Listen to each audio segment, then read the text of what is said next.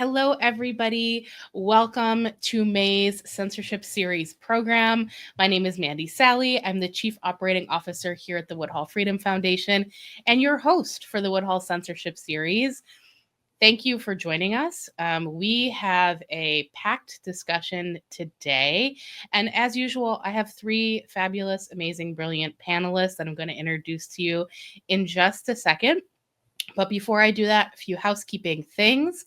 Feel free to make use of the Zoom chat. We would love to read your feedback and commentary on what we're talking about during our discussion today. So feel free to drop any comments there, as well as introduce yourself. Would love to know who's tuning in today.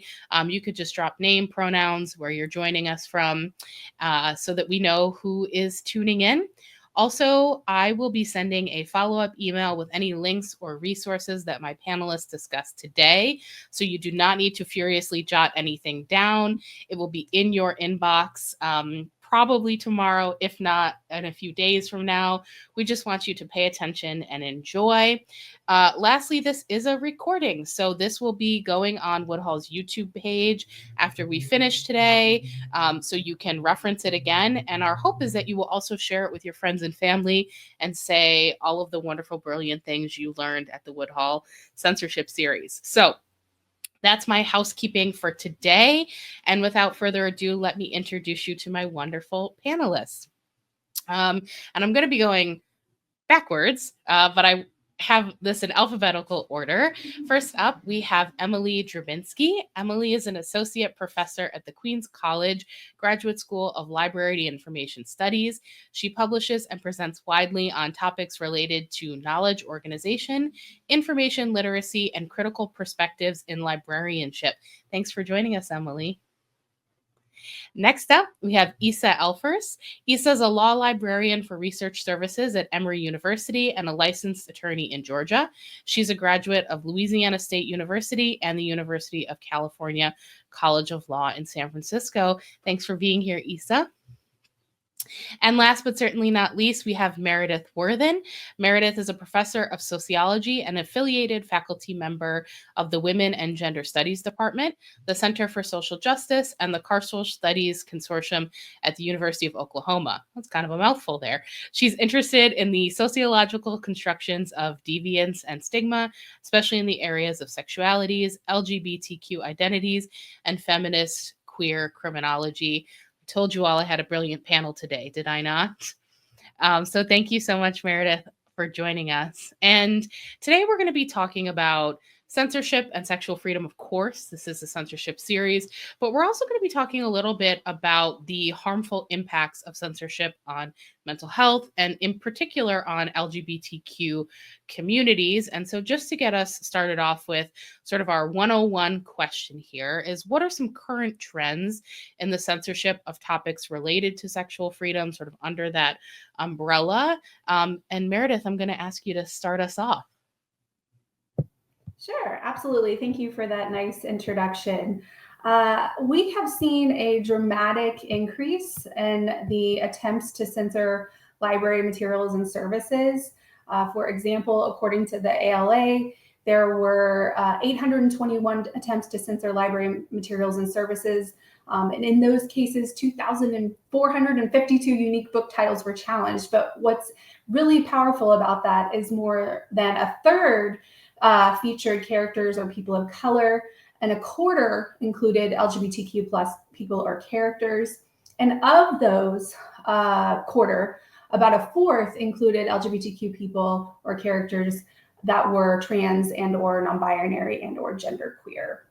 And so we've seen a dramatic increase in this over time, but what's unique about this is that last year, 72% of the demands to censor books in school and public libraries were actually initiated by pressure groups and government entities. And to give you a comparison point, in 2023, that was only 39%. So we have seen pressure groups, government entities pushing into these spaces and demanding censorship at dramatically increased rates in comparison to previous years. We've also seen notable examples that have passed in various states and others that are being pushed through these conservative agendas. So this is a time where we're seeing an uptick in a focus on censorship, and this seems to be significantly focused on materials, library materials that include people of color and LGBTQ plus people. Yeah, which sort of speaks to like broader censorship trends, particularly since January 20th, when President Trump started his second term. I think we've seen a lot of censorship all over the place. Isa or Emily, I know you're all kind of in different parts of the country. Anything to add, any other sort of trends that you're seeing?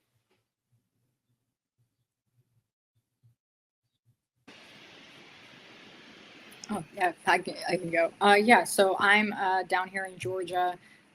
Statistically, there's been a lot of book banning here that's like down south, especially Florida has gotten especially bad and has just seen a lot of basically total dismantlement of libraries. We get a lot of stuff that's like, it only takes one complaint from a parent for a book to be completely taken off the shelves.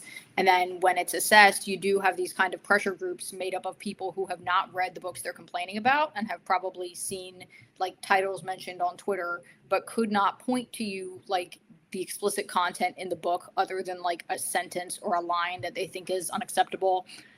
So it has been kind of interesting times down here where you see a lot of people who are very emboldened to be like, this is the kind of work that I think should be censored. These are the kinds of people I think should not be talked about. Stuff like that, just trying to kind of determine whose lives and whose, sexualities, identities, like racial identities, basically just social problems are things that are appropriate for any child, regardless of whether it's theirs or not, regardless of whether they even have children, to hear about. Yeah, the book banners are quite loud. Go ahead, Emily. Love to hear from you as well. Yeah, sure. I'm based in New York City, where one would imagine we didn't have significant numbers of attempts to censor materials, but it's just not true. Queens, one of our boroughs, has a vibrant Moms for Liberty group. We also face attempts by extremists to take over our school boards. That's an issue. And, I think one of the things we don't talk enough about is the kind of censorship that happens when you simply don't have the infrastructure to provide access to these kinds of ideas at all. So in New York City, we have 1,600 public schools that qualify under a chancellor's regulation that they are required to have a school library staffed by a certified school librarian. And of those, about 1,600, we don't really even know the count because they don't keep the data, but between 250 and 300 of those schools have libraries that are sufficient for the kinds of information needs that students present with. I spent last year as president of the American Library Association touring all over the country and seeing the real impact that these organized pressure groups and their attempt to censor materials are having on the daily work lives of librarians, and it's sort of devastating and frightening out there. Yeah, well, I really appreciate you highlighting the issue, the access issue. Because when I walk into my library, I'm in New York City as well. I'm in Brooklyn. And when I walk into my local library, there are flyers. There's like every kind of service you could imagine is happening at the public library. And it breaks my heart a little bit that librarians are forced to kind of fight off these groups that are actively trying to ban books while also providing the myriad of public services that these libraries have, right? These are really community hubs. And so I can only imagine how difficult it is to be a librarian right now, just trying to do your job and then also having to deal with all of these book banners. Cats are welcome at the censorship series, by the way. There's always one in every crowd. Thank you. Yeah, this is Audrey. I'm sure she will return throughout our discussion. Good. Cats against censorship. You heard it here first, folks. So, with that being said, what are the factors that you all are seeing that are contributing to this rising trend? You spoke a little bit about the groups that are pushing this, but I think they're succeeding probably because of the climate we're in right now and sort of what's happening. And so, I'll ask you to start us off, Emily, with what are those factors contributing to these book bans? I think we have to see the book ban issue as sort of in a longer trajectory of attempts to undermine public institutions and to eliminate public goods. So everything that library workers are facing right now, attempts to undermine our agency and authority, right? You'll have, like, a mom gets to decide what's in the library, and, actually, librarians are trained to select and develop collections for their communities, right? So the idea that you could just call anybody who watched a YouTube video about plumbing and have them come fix your plumbing, like, that's kinda the idea here. So, but teachers, public school educators absolutely, have a head start on experiencing that. So I think part of what explains it is that we are sort of next in line for a trusted public institution that everybody loves, right? Because if you ask people, do you love your public library? Everybody loves their library. Like, it's very hard, as you said, Mandy, you walk in, you see all of the services that are being provided. Like, my local library has afternoon Scrabble, right? Like, once a week for people who live in the neighborhood and want to get out and want to see people and want to play Scrabble, which is a game I happen to be exceptional at. I just want to make sure that that gets in there. You can't hate it, right? And so Right. we have to understand this as it's part of something else, right? And it's a part of a frankly bipartisan project to eliminate access to public goods, public space, public education, and public libraries. And so that's driving this. And you pair that with a kind of toxic level of hatred for LGBTQ plus people like me, like just me, like they don't want me to exist. And we have to be really clear that it's like me, and probably some of you listening and other people on the panel, right? That's paired with a toxic desire to eliminate certain kinds of people from the planet. And so that, I think, I'll start there. Yeah, it's all part and parcel the same thing. We can't, I think, one of the things we're always trying to demonstrate with this series too is how interconnected all of these various like censorship battles are. It's super important, right? It's why the Sexual Freedom Organization is talking about book bans, because we see this as central to what's happening in the US right now. Isa, anything you'd like to add? Factors you're seeing? Yeah, I think the discussion of like the dismantlement of public services is really, really relevant, especially with what we've been seeing with like just basically scrapping like the IMLS for parts, like getting rid of the Librarian of Congress, like all of this stuff. And a lot of it is rooted in the idea that librarianship as a profession, especially because librarianship has historically been like majority female in terms of like who works as a librarian. Like the idea is that librarianship as a profession has become kind of this place for just like nothing jobs for people who get nothing degrees and then want to like leech off the government doing a job that doesn't matter.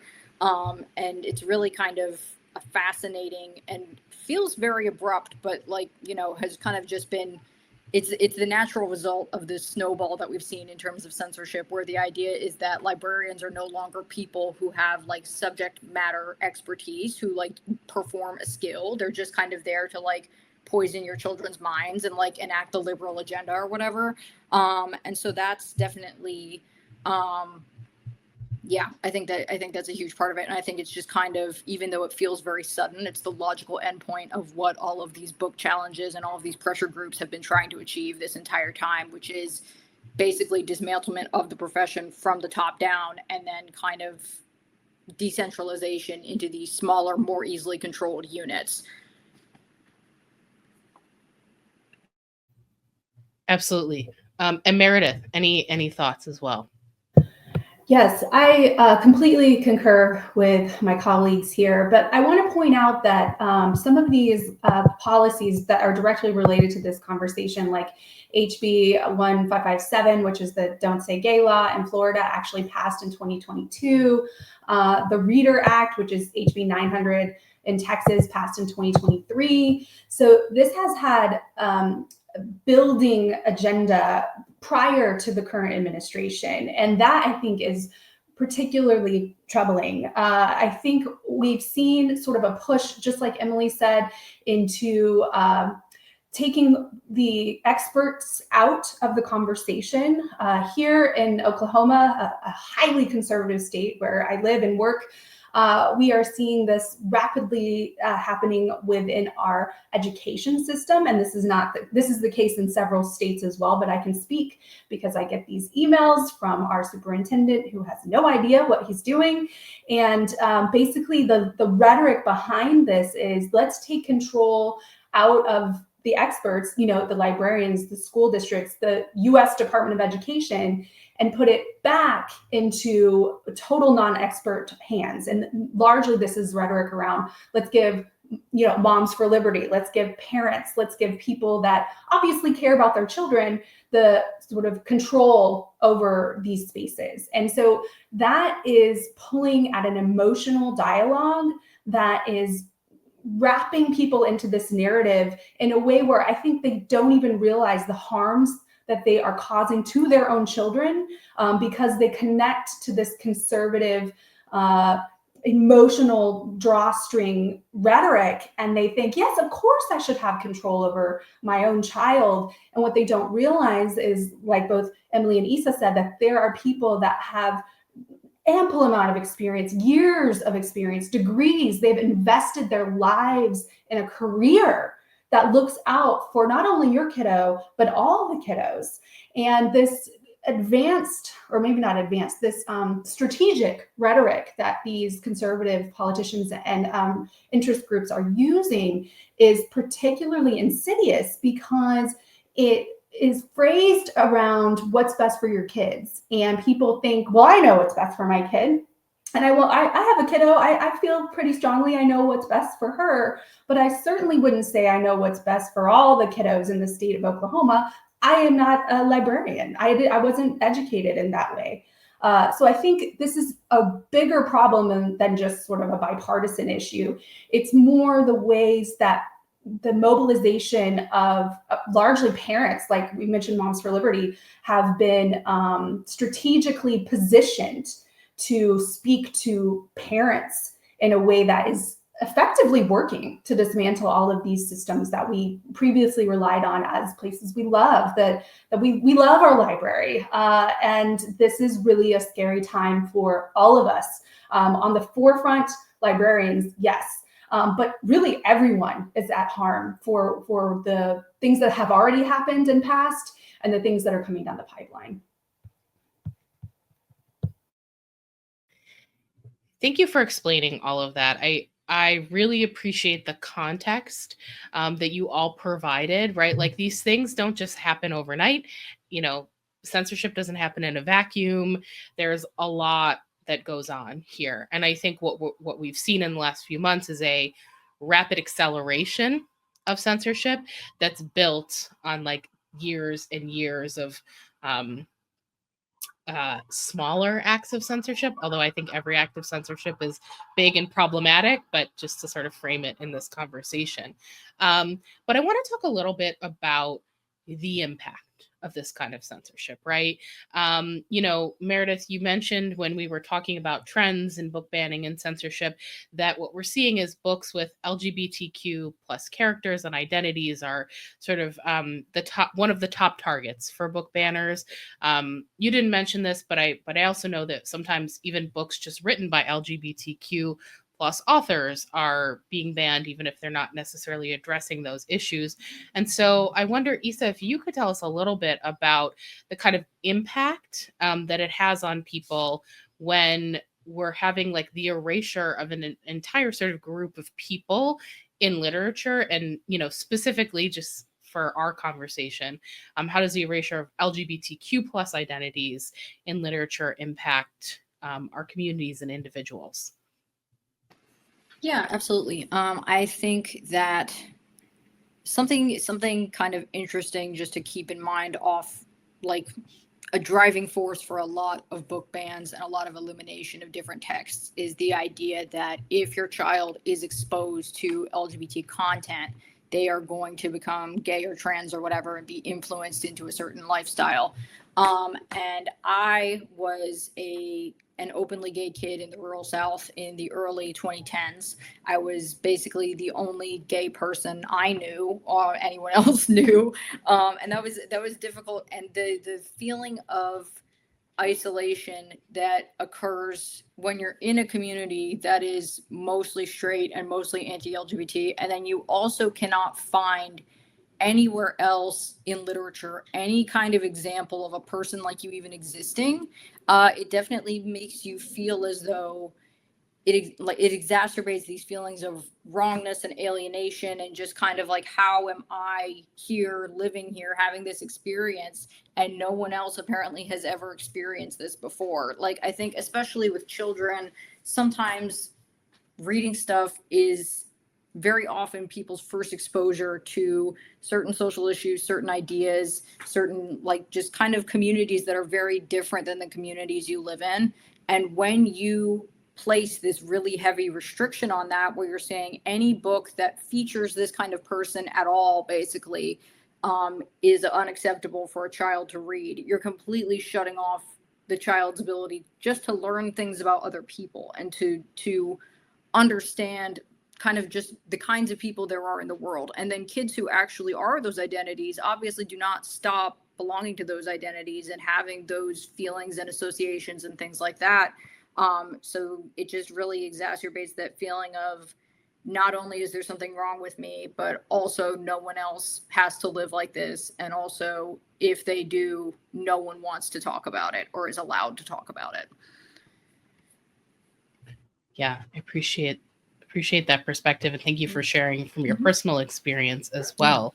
Emily, anything to add about the impact of this kind of censorship and erasure? Yeah, my favorite book that's banned right now is Mike Corrado's Flamer.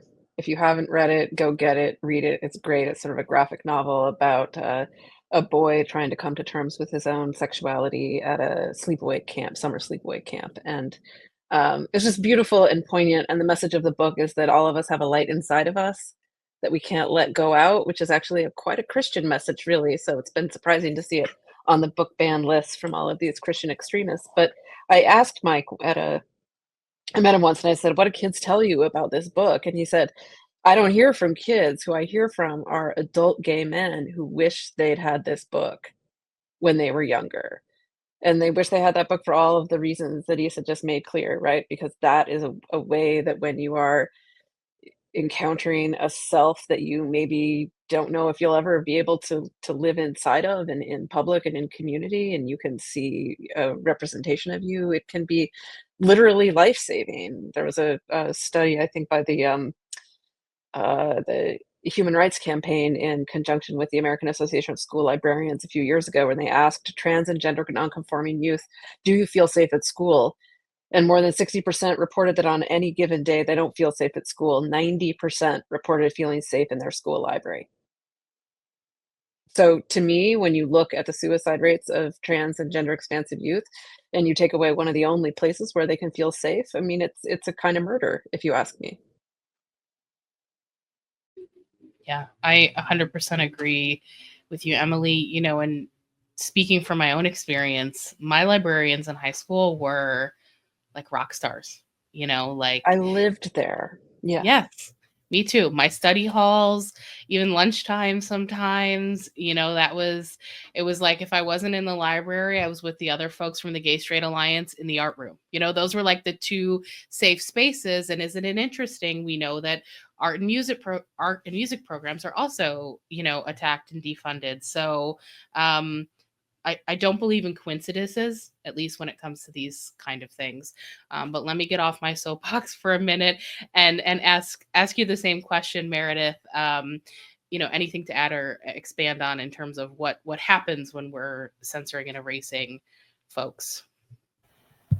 There is ample research that shows that book banning harms adolescents and adolescent development. This is a key part of the way we find ourselves. That's something we're often talking about. But I want to use Dr. Rudine Bishop Sims' ideas that books and education through books offer mirrors, windows, and sliding doors. And probably several of you are familiar with this nice little piece that Dr. Sims wrote. But when we have when we have books of any kind, we have this ability to offer a window into different worlds, right? This is fun and exciting, and it could be familiar, or it could be strange.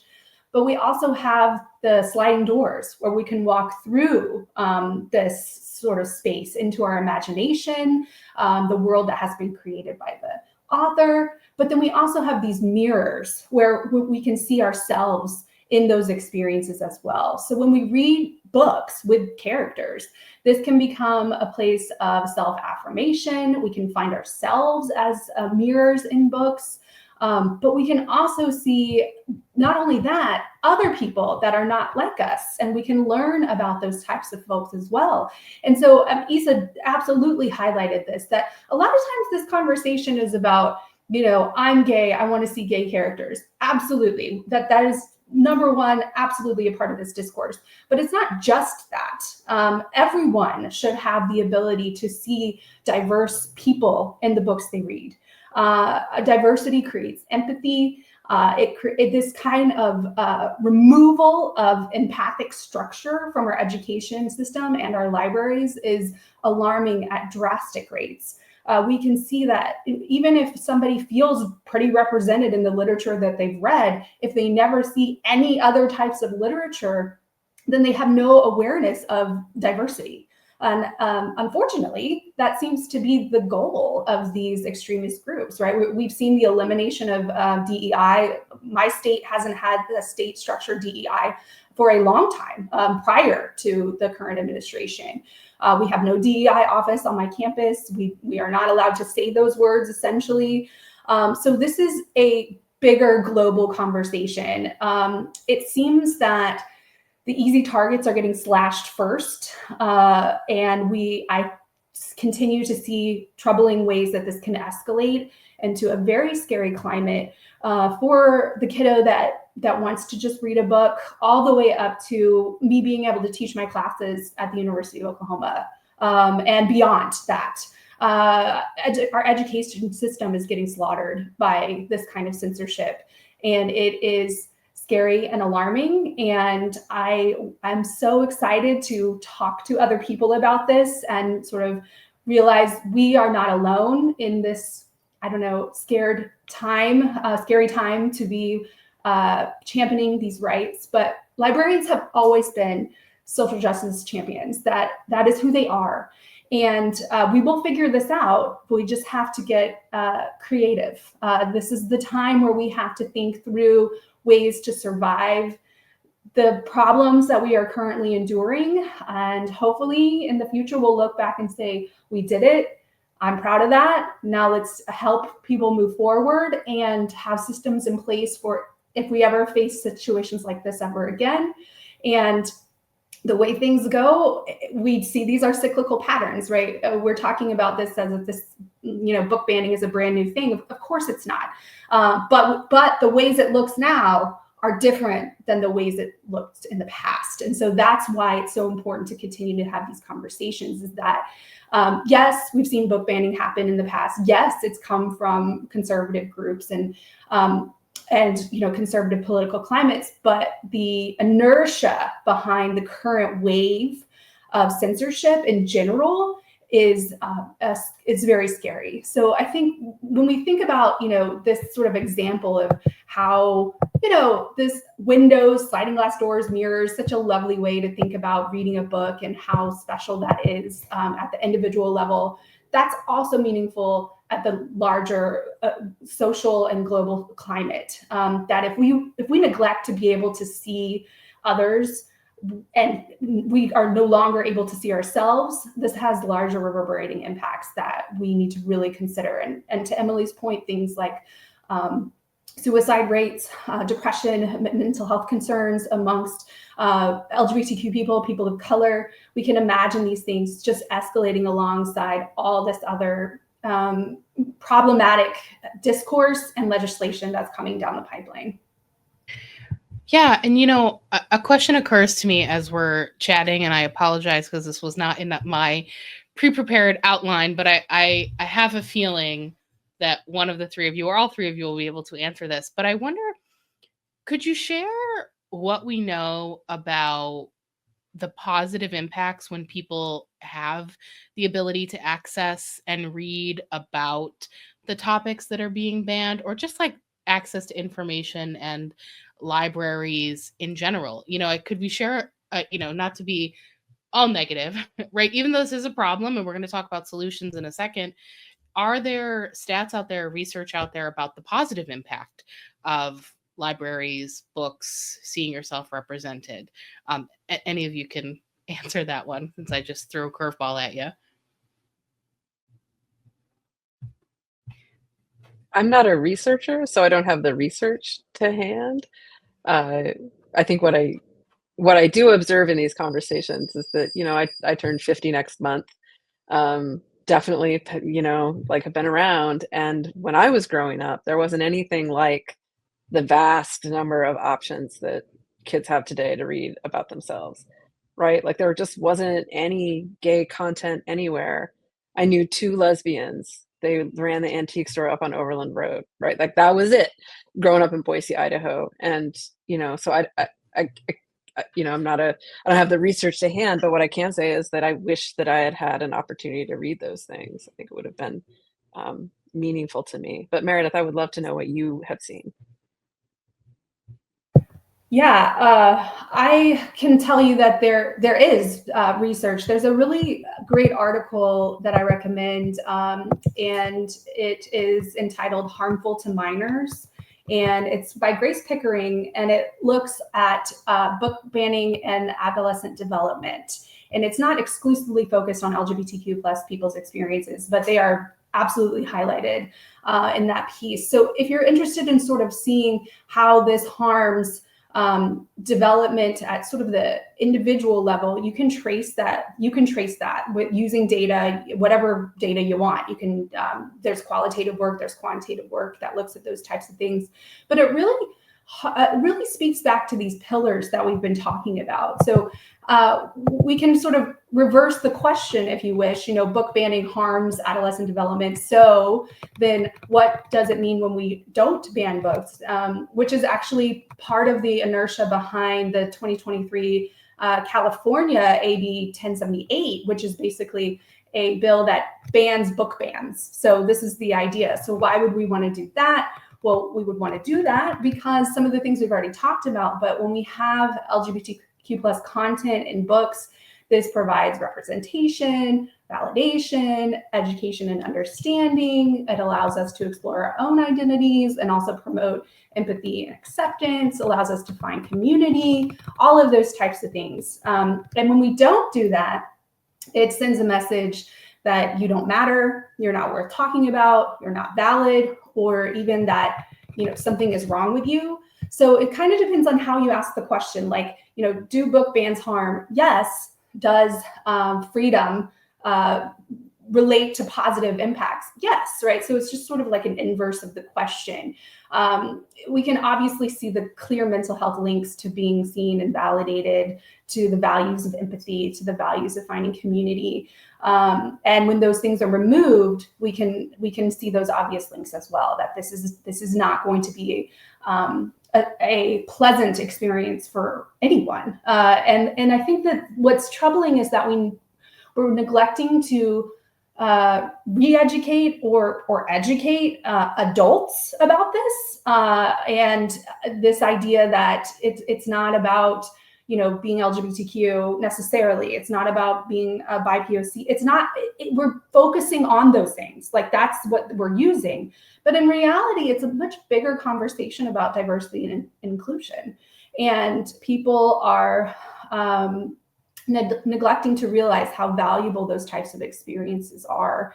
And I think we have gone so far down one particular spiraling pathway, it feels a little uncertain how to lift ourselves up out of that. But that's the whole point of these conversations, is to realize we're not alone, to realize that there are other people that care about these issues. There are people that have been working hard on these censorship issues for decades and will continue to as we move forward.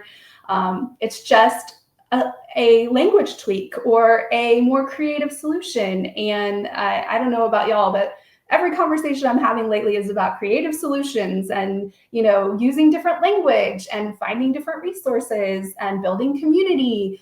And that's great. And so, in efforts not to sound like entirely negative and pessimistic, I feel more driven to find community now than I have in a long time. And that I think is powerful as well. Like, what might we come up with in this horrible time? We could come up with something really, really exciting and powerful and strong, and having the durability to match or to hopefully overcome the barriers that are being put in front of us.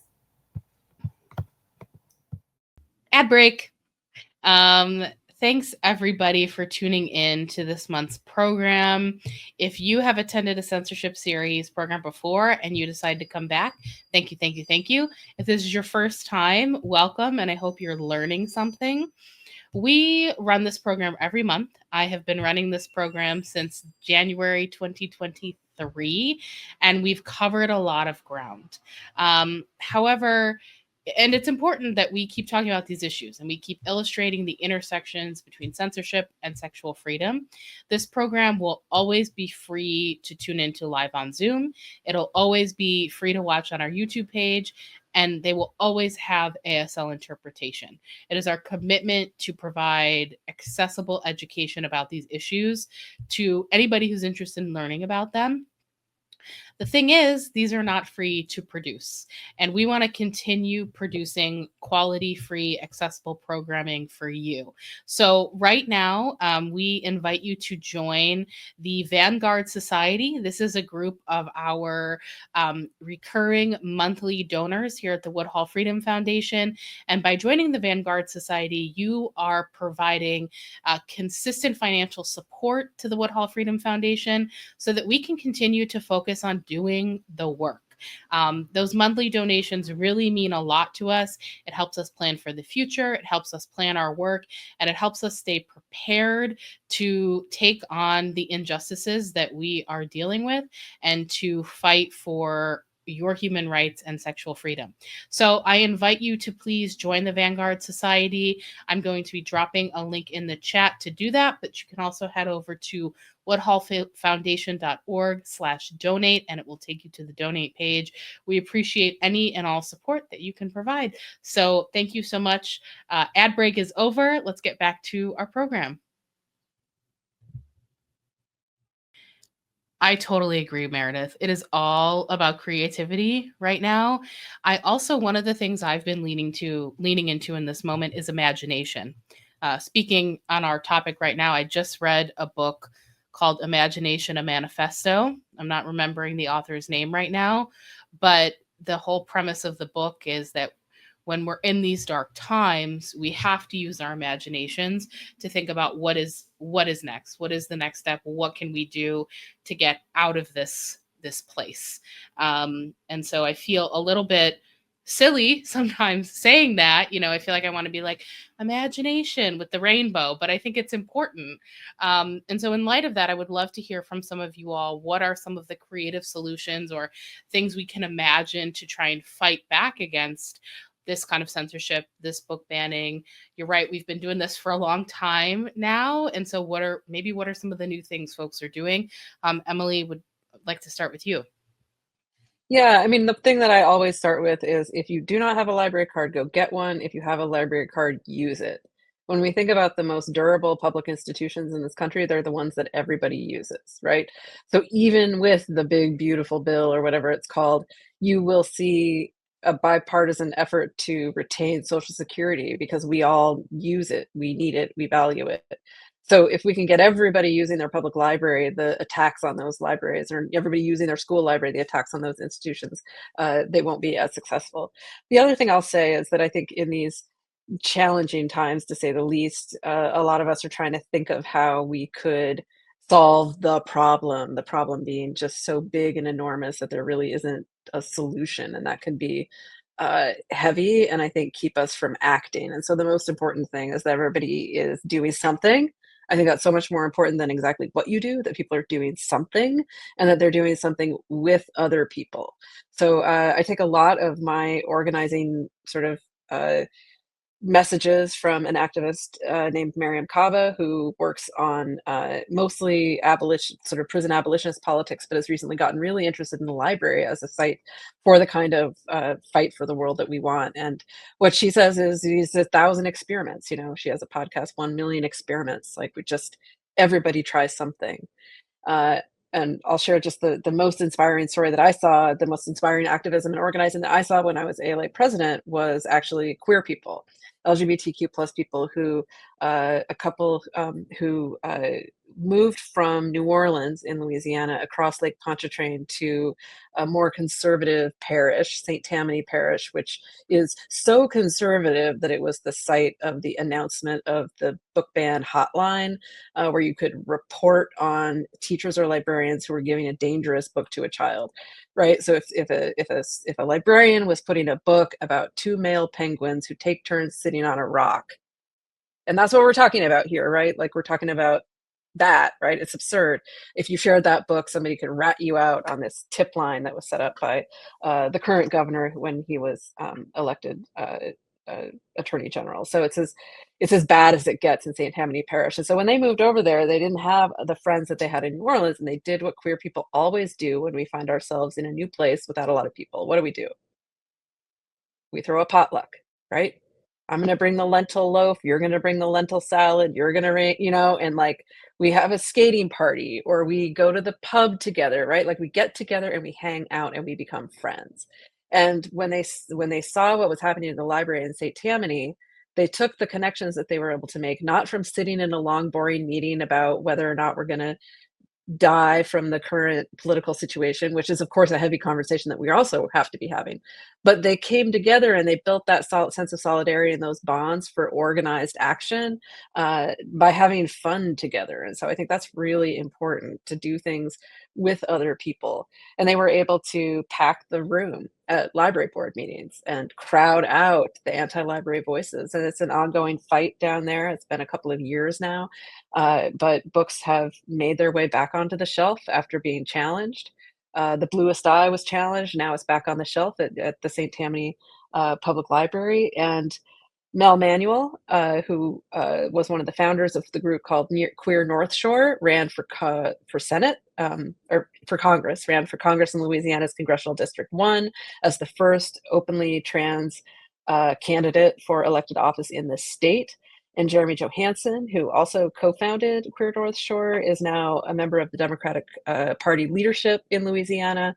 So people who have taken this moment of real repression of who we are and what we believe and who we love and who we are, like all of that, and turned it into a kind of life of political and social engagement and work that I find really inspiring, because we're going to need those networks. So building them out, making sure we're spending a lot of time with people, even if it's just going bowling, because you can bring your bowling team to the rally, you can bring your bowling team to the riot. So yeah, go bowling, I guess would be my suggestion.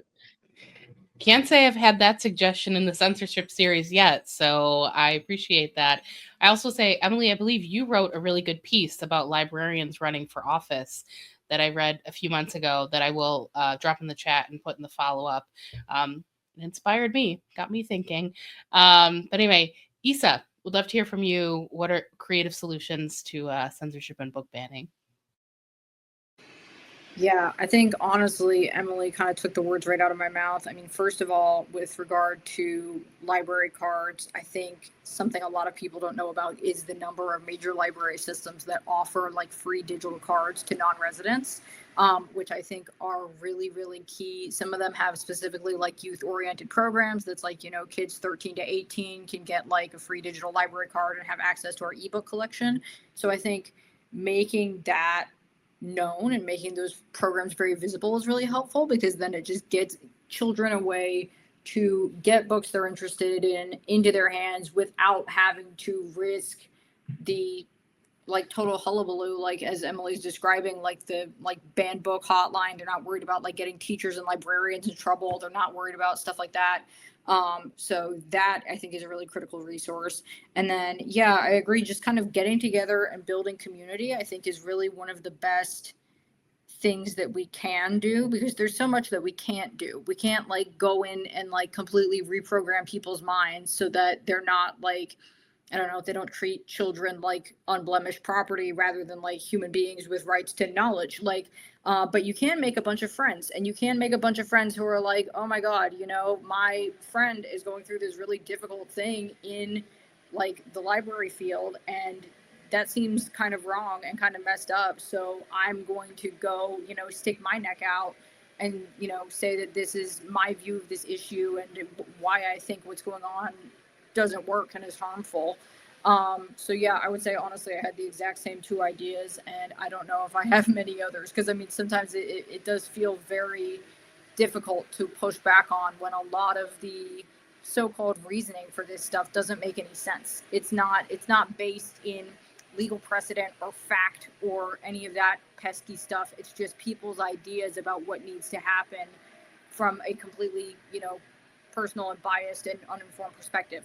So I definitely think that just broadening access to library materials from places that might not be in your immediate community, and then within your immediate community, just trying to make as many friends and allies and sympathizers as you possibly can, are really kind of the two best things you can be doing. I would agree. I would also say, when you get your library book, check out a banned book and read it. See what all the fuss is about. Yeah, I also, my favorite, I think, library program that I just heard about recently is Brooklyn Public Library has a tool lending thing. So if you need a tool for something at home, you can get that from the library. And so even if you're not a reader, there are lots of resources available for you at the library, and librarians are also master researchers. So if you need help getting an answer to a question, your librarian is so much better than Google. I'll just put that out there. Sorry, Google, if you're listening to me. But Meredith, please share with us. Would love to hear, you know, what you're seeing as well. Sure. I largely the same dialogue, build community, you know, go bowling. I haven't heard it that way, but whatever building community means to you, I think is powerful. I also want to drop this book into our lives. If you're not familiar with this book, it is titled Let This Radicalize You, Organizing and the Revolution of Reciprocal Care by Kelly Hayes and Miriam Kaba. And this book really helps us to think through what are we supposed to do when we feel this, you know, paralyzation from those daunting tasks of repairing the world, or however it is that you're internalizing this. And I think this idea of, if you're comfortable with the language of abolition, I know many of us aren't, but this has been a big part of the space that I've been occupying for a while as a queer criminologist. This is what I research, this is what I do, and sort of thinking ways to deconstruct some of the existing structures that they're already taking apart anyway. So why not think about ways to rebuild in ways that might make even more sense than they made before people were attacking us. So this idea of, you know, let this radicalize you, I kind of feel like a march to that like, how can we rebuild, and how can we rebuild in a way that maybe works better for us than it did before. And this concept of 1,000 little experiments, I love it. Like, one of them may work in that community and not the other community, but at least we're trying. At least we're out there having conversations, coming up with creative solutions, building a community and connections with people that have the power to make those changes and implement them. Sometimes all it takes is a conversation that says, hey, wouldn't it be cool if we did XYZ? And then someone hears you and they actually work in that space, or they know somebody that does. And we feel paralyzed because we think that that's not good enough, or that's not big enough. But that's just simply not true. Over and over and over again, we see that this is how these things start. They start with small community building, activist, grassroots activism. This is queer history. We are living in a queer history moment where I hope in a couple decades I can look back and say, wow, that was really hard. But I'm so proud of the queer community building that we did to get us, wherever we end up. And I think thinking about it in those kinds of ways can feel less daunting and give us more power and agency in a time where everybody's just trying to take it away. So I'm just trying to navigate that daily, oh my gosh, everything's impossible. And no, it's not. Just small conversations, people that people that you haven't known yet, but that you hope to meet, can really spiral into something beautiful and powerful through that rainbow. You were describing that rainbow, and I was thinking about the rainbow as a pathway out of the mire to deconstruct into like a new space. And I don't think that's silly at all. I think that that's how we have historically moved through queer activism, and that we will continue to do that. That we are resilient people, and we will figure it out through community building and ingenuity and imagination, and our ability to not only just be resilient, but be creative and powerful people like we always have been. I 100% agree with you. And I just want to draw a parallel, because one of the things you said there is we're in a time where people are kind of like taking away our autonomy, right? Taking away our control. And I think censorship, book bans are all a part of that. But to me, there's a direct parallel to also what's happening with abortion rights in this country and losing autonomy and control over our own bodies in that sector. And so I think it's really important to understand the connection between all of these things. And all of you sort of talked about building community.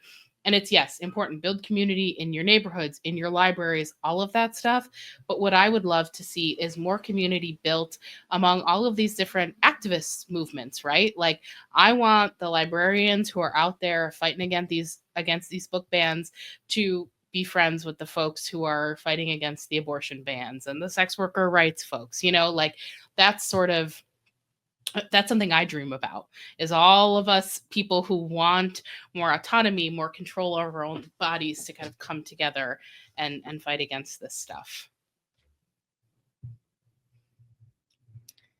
Thank you for all of those ideas, solutions. We need all of them. And I think, though, let's talk about book bans directly. So let's say I'm in a community and we are facing a book banning attempt, whether at a school or a public library. Do you all have any practical tips for folks who directly want to support and make sure that books are not banned? Folks who are facing this kind of challenge, what resources, what can they do? What are some of your tips? Isa, I'll start with you.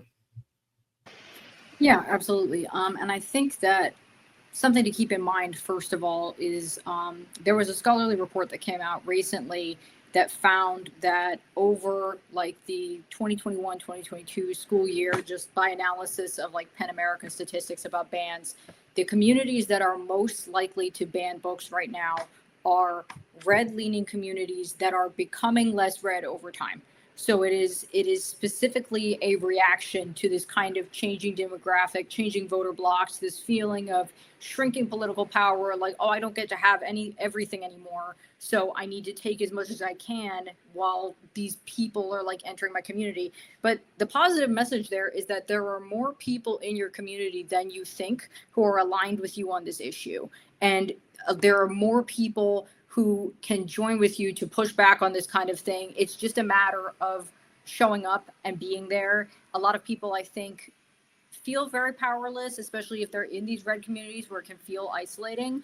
But it's just a matter of coming to the town hall and asking, why are you banning this book, and not leaving until you get an answer. Like, it's a matter of, especially if you are someone who is not visibly LGBT, that's also very helpful, frankly, because we need people who are, what certain parties consider like normal, to show that this isn't like a fringe issue. This is something that affects everybody's intellectual freedom, everybody's personal autonomy, stuff like that. So I think, yeah, it is literally just a matter of getting there, showing up, being there, and continuing to show up until something is overturned. Because otherwise it turns into these echo chambers of these people telling each other how great they are and how much they're doing for children and how they've finally eliminated like woke DEI propaganda or whatever. But the communities they live in are shifting in a direction that means that they are actively, in many cases, counter to what's becoming the more common viewpoint. And so it's really just, that's really all I've got, is just that continued demand to just kind of be there every time until you don't have to be there anymore. Yeah, sometimes showing up is the most important thing we can do. Meredith, any other thoughts for folks facing these book bans? Sure. I will drop a little 5 ways to fight book bans into the chat here. And of course, we have to remember one thing I want to make clear is that some of us, and Issa's reference to those who don't look visibly LGBTQ, we need you, is important, because some of us may not feel comfortable going to these public spaces and making these, liberal claims or asking liberal questions, which of course is something to consider. Personal safety, mental health, all that stuff, absolutely essential. But there are other things you can do besides that. That's good. But you can also vote. Voting is very important. We forget the power of our vote. We think, I live in a 77 red county state. Every single county is red. It has been as long as I've known. And so, it often feels like maybe my vote doesn't matter, but that is not true. We pass tons of local legislation that is way more liberal than I would ever guess, because nobody's voting. So if you go out and vote, your voice does matter, even in a red state. All counties are red in the state where I live. You can also send a letter to anybody really that you think might care about what you're doing. This could be active legislators, politicians. It could also be other community orgs, building relationships with other a local community sort of. We mentioned, connections to other kinds of groups, like those who are actively fighting against other censorship issues, forging those connections. There's often more people than you think, like Issa said, that are doing things that maybe they're purposefully not loud about. Where I live, being loud about these kinds of things can put a target on your back. So some people are more low key about this, and they are doing this on purpose. And so sometimes, like going to somewhere that we know these kinds of groups hang out and building those sort of low profile relationships may be more safer for some folks in some communities, and in some ways can actually be larger, because we're not centered around, I found this Facebook group and I'm full speed on that. That's great too, but there can also be lots of like-minded folks that are lurking around in spaces that you might not expect. Going to your community garden and things like that can be a space to have larger relationships that cross all of these different issues that clearly have parallels. So I think, if you have the capacity and the strength and you feel safe enough, getting in front of as many people as you can is great. But if you don't have those things, that doesn't mean you can't do anything. There's lots of different things that you can do that hopefully you can feel safe doing, if not just talking to other folks that might be able to pass along those messages to other people, and potentially other people that have the resources and power to get these things up to whoever can make these changes happen. And sometimes that's something that is unexpected, that you didn't expect to randomly be talking to somebody at the grocery store, and it turns out that there's a lot of things going on that there are overlaps with. So if you feel safe to do so, I think this is the time to talk to a stranger kind of thing. But, a stranger with their pride pen, or, a stranger that you feel would be receptive to your ideas. And, with Pride Month coming up, this could be a really cool time to just, maybe you didn't always go out to the 17 Pride events in the weekend that you have in your community, but maybe this time make an effort to go to more than usual, and to talk to people more. I think it's a beautiful time to kind of come out of, as an introvert, to come out of our introverted shells and say, hey, I'm interested in making a friend. I'm interested in changing the community, changing the world. Are these things you're interested in? And I think you will be surprised how many people are. And now's the better time than ever, like, to do those kinds of things, I feel. I totally agree with you. Emily, your thoughts? I think the best approach is to organize with organized people. So I think looking at organizations that have made the fight against censorship a real priority is important. So the American Library Association has been fighting for intellectual freedom for as long as it's been an organization. And I would strongly recommend everybody check out our public-facing website. If you don't want to get into the weeds of like professional development training around new cataloging systems, which is at ala.org. ilovelibraries.org is sort of where we're keeping all of our public facing information about the problems and challenges that libraries are facing these days. And we invite you to stay up to date on what's happening at that website, as well as support us in our work. We're currently in a lawsuit with AFSCME against the federal government for its closure of the Institute of Museum and Library Services. So sort of we have the capacity as the largest and oldest library organization in the world to take on sort of challenges at that level. So I would invite people to join us there. The other thing is, the people who are really best positioned to keep books from being removed from shelves are library workers, and many of them are doing hard work to make sure books stay on the shelves, often at great risk to their own personal lives. So I also encourage folks to check out the Leroy C. Merritt Fund, which since 1972 has enabled the ALA to give cash grants to librarians and library workers facing employment discrimination due to their support for intellectual freedom. So it can mean so much for somebody who's really facing a challenge to be able to make a call to the American Library Association and get enough money to hire an attorney to help navigate some of these challenging situations. So join us at the American Library Association at ilovelibraries.org. And if you can, support the librarians who are on the front lines of this work at the Leroy C. Merritt Humanitarian Fund.